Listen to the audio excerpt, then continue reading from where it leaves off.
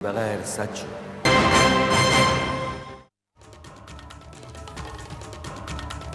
नमस्कार, मैं Rana Yashwant India news पर आपका स्वागत करता हूं और आप देख रहे हैं अर्ध सत्य। हिंदुस्तान दुनिया का सबसे अधिक जनसंख्या वाला देश बन गया है। चीन, जिसके नाम लंबे समय से यह ताज था, वह पीछे छूट गया है। भारत की आबादी 142 करोड़ 90 लाख हो गई है और चीन की जनसंख्या 142 करोड़ 60 लाख। तो अब सामान्य ज्ञान की किताबों में लिखा जाएगा, दुनिया में सबसे अधिक आबादी वाला देश भारत है। देश की जनसंख्या की रफ्तार देखें तो भारत में हर मिनट 26 लोग पैदा होते हैं, जबकि चीन में हर मिनट सिर्फ 10 बच्चे ही पैदा होते हैं। हिसाब लगाएं तो देश में हर घंटे 1560 बच्चे पैदा होते हैं और हर रोज 37,440 लोग। इस हिसाब से महीने में 11,23,200 और साल में 1,34,78,400 बच्चे पैदा होते हैं। ऑस्ट्रेलिया जैसा देश, उसकी आबादी है 2 करोड़ 60 लाख, यानी कि हर 2 साल में भारत एक ऑस्ट्रेलिया पैदा कर देता है। इस लिहाज से हर 10 साल में भारत में जापान के बराबर की आबादी खड़ी हो जाती है। क्यों?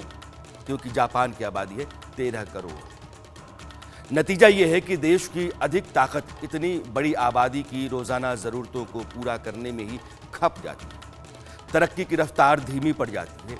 यह इतना बड़ा बोझ है कि अगर हम आज नहीं सोचे और आज नहीं चेते तो कल सोचने का मौका ही नहीं रहेगा। इसलिए आबादी पर बात करना सबसे जरूरी और सबसे बड़ा मुद्दा है।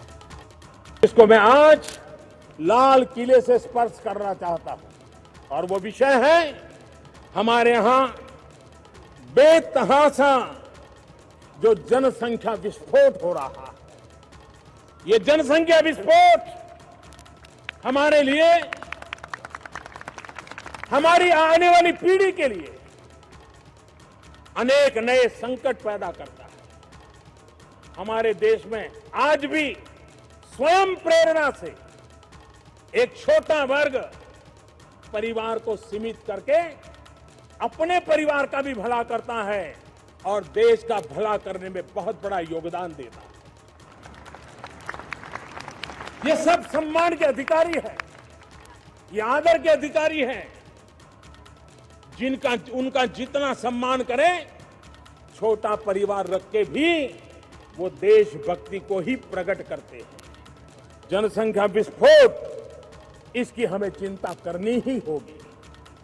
अगर आबादी शिक्षित नहीं है, तंदुरुस्त नहीं है, तो न वो घर भी सुखी होता है, न वो देश भी सुखी होता है। लाल किले की प्राचीर से प्रधानमंत्री अगर कह रहे हैं कि देश में बढ़ती जनसंख्या चिंता का विषय है और जो लोग परिवार छोटा रखते हैं उनका सम्मान किया जाना चाहिए, इसे नियंत्रित करने के लिए लोगों को जागरूक करना जरूरी है, तो वाकई यह बहुत गंभीर मसला है। दुनिया भर में जितनी जमीन है उसका 2.4% हिंदुस्तान के पास है। सुनिएगा इसको, पानी के जितने स्रोत हैं और जितना पानी है उसका महज 4% भारत के पास है, जबकि हमारी आबादी दुनिया की कुल आबादी का 17.5%, 17.5%, यानी कि दुनिया का हर छठा आदमी जो है वो हिंदुस्तान का है। हम कहाँ खड़े हैं इसको हमें समझना चाहिए और यह बहुत ज़रूरी है। जो आंकड़ा आपके सामने चल रहा है ये है कि रोज़ाना कितने लोग पैदा हो रहे हैं, महीने में कितने लोग पैदा हो जाते हैं, साल में कितने लोग पैदा हो जाते हैं। और ये देश उतना बड़ा नहीं है कि इतनी बड़ी आबादी का बोझ वो लगातार उठा पाए। कुछ ऐसी बातें मैं आपको बताना चाहता हूँ जिसको देख सुन करके आप चकरा जाएंगे। देश का सबसे बड़ा राज्य है उत्तर प्रदेश। उसकी आबादी आज की तारीख में 24 करोड़ मानी जाती है और यह ब्राज़ील जैसे दुनिया के 5वें सबसे बड़े देश की आबादी के से ज़्यादा है। यानी कि उत्तर प्रदेश को आप अगर अलग देश बना दें तो वो दुनिया का 5वां सबसे बड़ी आबादी वाला देश हो जाएगा। ये स्थिति है आपके एक राज्य की। दक्षिण अमेरिकी महाद्वीप में जो सबसे बड़ा देश है वो है मैक्सिको। यह देश महाराष्ट्र के मुकाबले 6 गुना क्षेत्रफल में बड़ा है, मगर आबादी में महाराष्ट्र मैक्सिको के बराबर खड़ा होता है। मैक्सिको की जनसंख्या है 13 करोड़ से थोड़ी ज्यादा, जबकि महाराष्ट्र 12.5 करोड़ की आबादी वाला प्रदेश है। तमिलनाडु की जनसंख्या फ्रांस की आबादी से ज्यादा है। एक विकसित देश फ्रांस और लगभग 6.25 करोड़ लोग वहां रहते हैं, जबकि भारत में दक्षिण राज्य तमिलनाडु की जनसंख्या 8 करोड़ 35 लाख से अधिक है। दक्षिण पूर्व के एशिया का देश है वियतनाम, वहां की आबादी है 9 करोड़ 65 लाख, और हमारे यहां सिर्फ पश्चिम बंगाल में एक राज्य हमारा है 30 करोड़ की आबादी रहती है। आंकड़े बगल में जो चल रहे हैं वो इस बात की गवाही है कि हमारे देश में एक एक प्रदेश दुनिया के बड़े बड़े देशों के बराबर है आबादी के लिहाज से। इस पर गौर कीजिए। गुजरात जनसंख्या के लिहाज से दक्षिण अफ्रीका को मात दे चुका है। भारत के छोटे राज्य Jharkhand, Uttarakhand, Kerala, Canada, Austria, Uzbekistan को पीछे छोड़ रहे हैं। ये स्थिति है। अगर आप देखें तो हिंदुस्तान के भीतर कई बड़े बड़े देश रहते हैं, उनके इलाके बड़े हो सकते हैं, प्राकृतिक संसाधन बहुत अधिक हैं उन देशों के पास, समृद्धि है, साक्षरता है, लेकिन आबादी में वो हमसे छोटे हो गए हैं और इस आबादी का बोझ हम झेल रहे हैं, हमारे संसाधनों पर पड़ रहा है। इसका असर ये होता है कि जो बुनियादी ज़रूरतें होती हैं, एक बड़ी आबादी, एक बड़े तबके का हक वो मारा जाता है। ये महज चिंता का सवाल नहीं है, ये एक देश की तबाही के दबे पांव लगातार नजदीक आते जाने का संकेत है। तबाही कितनी तरह से आएगी, अब मैं आपको उसके विस्तार में लेकर चल रहा हूं। सबसे बड़ा सवाल होता है भूख का। जिस देश में इंसान के लिए भूख ही सबसे बड़ा भय हो और वहां आबादी इस तरीके से बढ़ रही हो जैसे हमारे यहाँ बढ़ रही है, तो आने वाले वक्त में हालात कैसे होंगे ये आप सोच सकते हैं। पिछले अक्टूबर में ग्लोबल हंगर इंडेक्स में भारत का स्कोर कितना था? 27.2, और यह स्थिति है जिसको गंभीर माना जाता है। इस नंबर को दुनिया के 107 देशों में वह सर्वे कराया गया और भारत 94वें 94th पोजीशन पर खड़ा था। और इसी पायदान पर अफ्रीका का एक देश है जिसको भूखे लोगों और बदहाल लोगों का देश कहा जाता है, सूडान। उसी हंगर इंडेक्स में चीन दुनिया के सबसे संपन्न 17 देशों में खड़ा है, क्योंकि भारत क्षेत्रफल के मुकाबले चीन से 1/3 3 गुना बड़ा क्षेत्रफल का देश है भारत के मुकाबले, और उसने सख्ती से जनसंख्या नियंत्रण कानून पर काम किया, इसलिए उसका असर है। ये आंकड़े आप देख रहे होंगे और ये आंकड़े बताते हैं कि हिंदुस्तान दुनिया में कहां खड़ा है। जब हम आज़ाद हुए तब खाद्यान्न का उत्पादन हमारा था 5 करोड़ टन। 2020-21 का साल रिकॉर्ड साल था उत्पादन के लिहाज से। देश ने 30 करोड़ टन अनाज पैदा किया और उसके बाद यह बढ़ता चला गया है। बाद के दोनों वर्षों में अनाज का उत्पादन भारत में बढ़ा है, यानी कि 6 गुना ज़्यादा। आज़ाद जब हम हुए और आज की तारीख में हम अनाज 6 गुना ज़्यादा पैदा कर रहे हैं। खेती में पैदावार जो है वो बढ़ी है, लेकिन आबादी भी 4 गुना से ज़्यादा बढ़ी और बढ़ती जा रही है। आपको लगातार अनाज की पैदावार बढ़ानी होगी इस आबादी की भूख के लिए, जबकि जोत छोटी होती जा रही है। उस देश के बारे में आपकी राय क्या होगी जहां 5 साल से कम उम्र के 35% बच्चे कुपोषित हैं और 15 से 49 साल के बीच की आधी महिलाएं खून की कमी का शिकार हैं, यानी कि एनीमिक है। हर तीसरा बच्चा हमारे यहाँ कुपोषित है। अगर समूची दुनिया के कुपोषित बच्चों के लिहाज से आप देखेंगे तो 5 बच्चों में से 1 बच्चा भारत का है। दुनिया में 24,000 लोग रोजाना भूख से मरते हैं, या यूं कह लीजिए कि लगातार खाना नहीं मिलने से, रुक रुक करके खाना मिलने से जो कारण पैदा होते हैं शरीर के भीतर, बीमारी जो होती है उसके चलते मरते हैं। ऐसे रोजाना मरने वाले लोगों में 1/3 यानी कि 8,000 भारत के होते हैं रोज। क्या आप ये नहीं मानते कि मौतों का कारण सिर्फ और सिर्फ भयावह आबादी है? अगर ये आबादी नहीं होती तो संसाधनों पर कम लोगों का अधिकार रहता, फिर हर हिस्से में बराबर बराबर चीजें जा रही होती, या कोई आदमी भूख का कम से कम शिकार नहीं होता। आने वाले समय में हालात बिगड़ेंगे, आबादी जिस लिहाज से बढ़ रही है। अनाज के बाद अब पानी की बात।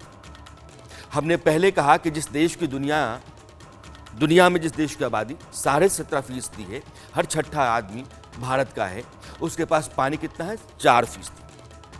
2018 में नीति आयोग ने एक स्टडी की जिसमें 122 देशों की जल संकट की सूची में भारत 120वें पायदान पर खड़ा था और पिछले 3 साल में स्थिति और विकट होती चली गई है। 6 साल। आज शहरों के गरीब इलाकों में रहने वाली 10 करोड़ की आबादी को पीने का साफ पानी नहीं मिलता है और गांव में 70% लोग गंदा पानी पीने को मजबूर हैं। यानी कि 60 करोड़ से ज़्यादा लोग गंदा पानी पीते हैं और इस गंदे पानी के चलते जो बीमारियां होती हैं उससे भी बहुत सारी जाने जाती हैं। 33 करोड़ लोग तो ऐसे इलाकों में रह रहे हैं जो सूखाग्रस्त हैं। जो ज़मीन के नीचे का पानी होता है, जिसे भूजल कहते हैं, वो लगातार नीचे जा रहा है। आने वाले कुछ साल में दिल्ली, चेन्नई, बेंगलुरु, हैदराबाद जैसे 21 शहर, उनका ग्राउंड लेवल वाटर जो होता है वो 0 हो जाएगा। 2030 तक आबादी जिस रफ्तार से बढ़ रही है, पानी की मांग अभी जो सप्लाई हो रही है उससे 2 गुना बढ़ जाएगी। आज पानी पीने को नहीं है, संकट है, गंदा पानी 60 करोड़ की आबादी पी रही है। 2030 तक डिमांड डबल हो जाएगी। पानी का संकट समझिए आप। नतीजा ये होगा कि करोड़ों लोग बूंद बूंद को तरसते दिखेंगे। आज ही देश की एक बड़ी आबादी पीने के पानी के लिए दूर दूर तक भटकती रहती है। 2-2, 4-4 दिन के लिए पानी भर लेते हैं। उसके बाद जो लाइट है तो वो लाइट भी नहीं आती है। लाइट 4 दिन 5 दिन इतने में आती है, वो भी घंटा 2 घंटा के लिए उसमें ही पानी भर लेते हैं। उतना ही पानी चलता है। अगर ना हो तो ड्राम, टैंकर, इलादरा मड़ोई से लाते हैं पानी। है पूरी समस्या पानी की ही है। पानी होगा इस गांव में तो हर चीज़ सही होगी। ये सब देखने के बाद अगर कोई बेहिसाब बच्चा पैदा करने की बात करता है तो आपको ये सोचना है कि वो क्या कह रहा है। इस मसले को अगर आप धर्म, संप्रदाय, कौम से जोड़कर देखते हैं, या जो लोग देखते हैं कि बेहिसाब बच्चा पैदा कर इस बात की वकालत करते हैं, वे और कुछ नहीं, देश की किस्मत पर कालिख पोतते हैं। ऐसी बातें बार बार सामने आती हैं और तब और ज़्यादा जब पॉपुलेशन कंट्रोल का मसला सामने आता है या उसका जिक्र होता है, उस पर चर्चा तेज होती है। जा सकता है जो बच्चा दुनिया में आना है। देखिए, ये मेरी आस्था है, जो रूह दुनिया में आनी है, जो बच्चा दुनिया में आना है, उसको किसी का बाप नहीं रोक सकता। वो तो आएगा, उसको आप रोक नहीं सकते। रही बात यह कि आप मुसलमानों को टारगेट करते हो आबादी को लेकर, आप रूरल एरिया में चले जाइए, गांव देहात में, हिंदुओं के भी यहाँ 3-3, 4-4, 5-5 बच्चे हैं। सिर्फ मुसलमान ही थोड़ी करता है। देखिए, भारत की जो जनसंख्या के मामले में अमेरिका की जो सर्वे 2023 की रिपोर्ट आई है, तो उसके पीछे जो जनसंख्या हमारा देश का बढ़ रहा है और चाइना से भी ज़्यादा हो रहा है, तो उसका कारण यहाँ के मुस्लिम समाज है। और कई बार क्योंकि जब जनसंख्या नियंत्रण कानून रोकने की बात होती है, कानून लाने की बात होती है, सबसे ज़्यादा विरोध मुल्ला और मौलाना करते हैं, अल्पसंख्यक जो कहे जाने वाले लोग हैं वो करते हैं। आदमी चाहे किसी भी धर्म, पंथ, संप्रदाय का हो, अगर वो देश में जनसंख्या को काबू में करने की बात नहीं करता है तो देश के हक में बात नहीं कर रहा है। यह बात बहुत ज़रूरी है। ओवैसी साहब के पास एक दल है और वो मुस्लिम आबादी की नुमाइंदगी करने का दावा नहीं करते, लेकिन उनकी राजनीति कमोबेश इसी किनारे चलती रहती है। देश में जितने भी धर्म हैं, सभी धर्मों के भीतर महिलाओं की जो फर्टिलिटी रेट है वो नीचे गई है। इस लिहाज से मुस्लिम महिलाओं की फर्टिलिटी रेट ज़्यादा नीचे गई है। लेकिन आज भी जो देश का औसत है और बाकी धर्मों की महिलाओं का जो फर्टिलिटी रेट का औसत है, उससे मुस्लिम महिलाओं की फर्टिलिटी रेट का औसत ज़्यादा है। एक साल में, अपनी पूरी उम्र में एक महिला जितने बच्चे जनती है उसको फर्टिलिटी रेट कहते हैं। देश का औसत 2 है। इस 2 के नीचे हिंदू महिलाओं का 1.94 है और मुस्लिम महिलाओं की फर्टिलिटी रेट जो है ना 2.36 है। तो आज भी जो औसत है उससे ज़्यादा मुस्लिम आबादी पैदा हो रही है और यह देश के ऊपर एक बड़ा सवाल है। फिर भी ओवैसी साहब अपनी बात को कुछ अलग तरीके से रखते हैं। मुसलमानों की आबादी नहीं बढ़ रही, तुम ना खामा टेंशन में मत ला जाओ, अरे आबादी बढ़ रही नहीं बढ़ रही, आबादी गिर रही हमारी। तो इसीलिए हम बोल रहे हैं कि आप बच्चे मुसलमानों का TFR गिर रहा है, टेंशन मत लो। बोल रहे ना इतने पैदा हो रहे, नहीं हो रहे, पॉपुलेशन गिर रहा आपका। व्याख्याएं जो होती हैं जब संदर्भ से काट करके रखी जाती हैं तो उनके मायने बदल जाते हैं और राजनीति में यह खेल कुछ ज़्यादा होता है। ओवैसी साहब भी यही कर रहे थे। संघ प्रमुख मोहन भागवत बार बार एक खतरे की तरफ भी इशारा करते हैं जनसंख्या को लेकर के। वो डेमोग्राफिकल इम्बैलेंस की बात करते हैं, यानी कि देश के अलग अलग हिस्सों में, कुछ हिस्सों में जब एक कौम की या एक धर्म विशेष की आबादी ज़्यादा हो जाती है तो दुनिया के कुछ देशों में जो संकट देखा गया वह संकट भारत में भी हो सकता है। इस लिहाज से वो कोसोवो का, दक्षिणी सूडान का, तिमोर का जिक्र करते हैं। दक्षिणी सूडान, वहाँ क्रिश्चियन धर्म के लोगों की तादाद लगातार बढ़ती चली गई। उत्तरी सूडान में मुसलमानों की आबादी थी। जब आबादी दक्षिणी सूडान में क्रिश्चियन धर्म के लोगों की बढ़ने लगी तो धीरे धीरे वहाँ गृह युद्ध शुरू हुआ और लगभग 1 दशक तक खून खराबा चलता रहा और बाद में सूडान बंट गया, दक्षिणी सूडान और उत्तरी सूडान। इसी तरीके से कोसोवो का भी हाल हुआ। इसी बात का जिक्र मोहन भागवत करते हैं इसी जनसंख्या के लिहाज से। सुनिए। हम भुगते हैं। जनसंख्या का असंतुलन हुआ तो 50 साल पहले उसके गंभीर परिणामों को हमने भुगता, और केवल हमारा ऐसा हुआ ऐसा नहीं, आज की तारीख में पूर्व तिमोर नाम का एक नया देश बना, दक्षिण सूडान नाम का नया देश बना, कोसोवो बना। जनसंख्या में पंथ संप्रदाय के प्रमाण में अंतर आने से नए देश बन गए, देश टूट गए। यह असंतुलन जन्मदर एक भाग है उसका, लेकिन जोर जबरदस्ती या छल कपट से, लालच से मतांतरण, यह सबसे बड़ा फैक्टर है। एक धर्म विशेष के लोगों की आबादी का बढ़ना या धर्मांतरण के जरिए आबादी को बढ़ाया जाना, यह दोनों जो है वो एक देश के भीतर आंतरिक शांति और उसकी स्वायत्ता के लिए खतरनाक हो सकते हैं। कुछ राज्यों में जनसंख्या काबू करने के लिए कानून है, ऐसा नहीं कानून नहीं है। जैसे मध्य प्रदेश में साल 2001 से 2 बच्चों का कानून लागू है। मध्य प्रदेश सिविल सर्विस नियमों के मुताबिक अगर 26 जनवरी 2001 से पहले किसी के पास 3 बच्चे हैं या तीसरे बच्चे का जन्म हुआ है तो वह सरकारी नौकरी में नहीं जा सकता। हायर जुडिशियल सर्विसेज में भी यह नियम लागू है। यूपी का पड़ोसी राज्य उत्तराखंड, वहाँ 2 से ज़्यादा बच्चे पैदा होने पर जिला पंचायत और ब्लॉक डेवलपमेंट कमेटी का सदस्य आपको नहीं बनने दिया जाएगा। राजस्थान में 2 बच्चों से ज़्यादा हों तो सरकारी नौकरी में आप नहीं जा सकते। इसके साथ साथ राजस्थान पंचायती राज एक्ट 1994 के हिसाब से अगर किसी के 2 से ज़्यादा बच्चे हैं तो वह चाहे महिला हो या पुरुष पंच या सदस्य के रूप में चुनाव नहीं लड़ सकता है। महाराष्ट्र, अगर किसी के 2 से ज़्यादा बच्चे होते हैं तो वह ग्राम पंचायत, नगर निगम इस तरह के चुनावों में हिस्सा नहीं ले सकता है। महाराष्ट्र सिविल सर्विस नियमों के हिसाब से 2 से ज़्यादा बच्चे होने पर आपको सरकारी नौकरी नहीं मिलेगी। गुजरात की बात करूं तो वहां 2005 से कुछ कानूनों में बदलाव किया गया। इसके बाद 2 या 2 से अधिक बच्चों वालों को पंचायत, नगर पालिकाओं और नगर नियमों में लड़ने से रोका गया। ये कानून हैं मगर कमज़ोर हैं। लोकल बॉडी इलेक्शन में आप नहीं लड़ने देंगे तो नहीं लड़ेंगे। इससे सामने वाली की सेहत पे बहुत फर्क तो पड़ता नहीं, वो अपना बच्चा जनता रहेगा। एमपी वाला कानून कुछ कारगर जरूर है कि तीसरा बच्चा आपका सरकारी नौकरी में नहीं जा सकता, तो इस लिहाज से वहाँ थोड़ा बहुत आप नियंत्रण देख सकते हैं, ज़्यादा लेकिन नहीं है। एक बहुत मजबूत कानून होना चाहिए। दरअसल यूपी जो है, वहाँ की योगी सरकार ने जनसंख्या रोकने के लिए जो कानून बनाने का मसौदा रखा है, उस मसौदे पर रायशुमारी भी हुई है। अगर आप उसके प्रावधान को देखें तो उसमें थोड़ी ताकत आपको दिखाई पड़ती है।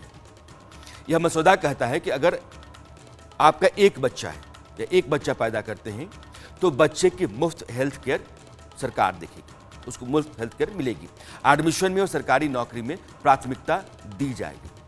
ग्रेजुएशन तक मुफ्त शिक्षा और बेटी है तो हायर एजुकेशन में स्कॉलरशिप मिलेगी। जिन लोगों के 2 बच्चे होंगे उनको भी फायदा मिलेगा। मसलन घर बनाने में आपको रियायत मिलेगी, सॉफ्ट लोन आप ले सकते हैं। 12 महीने की मैटरनिटी और पैटर्निटी लीव का फायदा भी मिलेगा। पति पत्नी को फ्री इलाज की सुविधा दी जाएगी।